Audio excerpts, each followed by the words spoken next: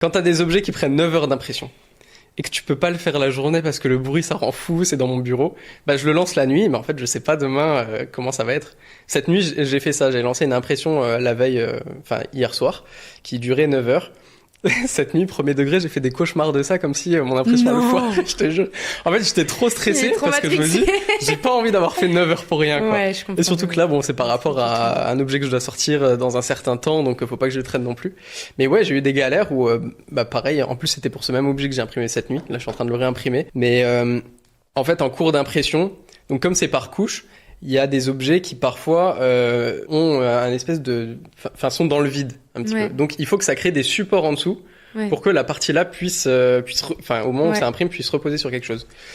Je crois à 3 heures d'impression, le support qui était prévu pour que ça maintienne le reste a pété.